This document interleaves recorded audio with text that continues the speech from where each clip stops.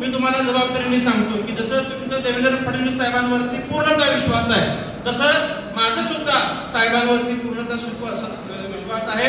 तुमच्या माध्यमातून साहेबांनी माझं पालकत्व स्वीकारलंय आणि साहेब प्रचंड हुशार आहेत. साहेबांनी पालकत्व स्वीकारताना साहेबांनी मला कुठल्या मतदारसंघाचा शब्द दिलेला नाही.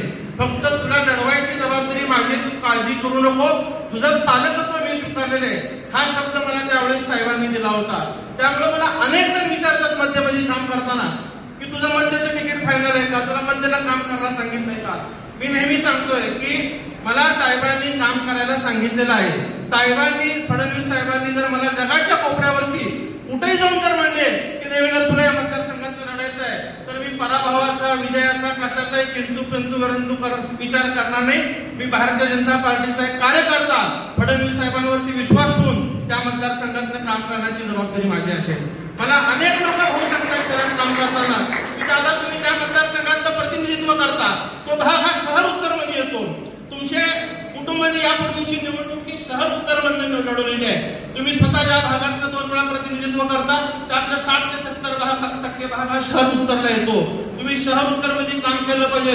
काही जणांचं म्हणणं आहे की तुमच्या परिवाराने 2 टर्म मध्यमध्ये लढवलेले आहेत. माझा जन्म हा जुनी मिरचाळीत नाही, माझी कर्मभूमी जुनी मिरचाळ आहे की तुम्ही मध्यमध्ये लढलं पाहिजे.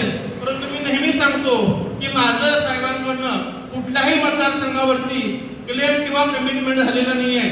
आज शहर मध्य हा महायुतीमध्ये शिवसेनेकडनं आहे. ह्या सगळ्या गोष्टी साहेबांना ज्ञात आहेत. आणि असं असताना साहेबांनी मला सांगितलंय की तुझं पालकत्व मी स्वीकारतोय, तू काळजी करू नको, तू कामाला लाग. त्यामुळे माझा भाऊ तुमच्यावरती एक मोठा भाऊ म्हणून प्रचंड विश्वास आहे.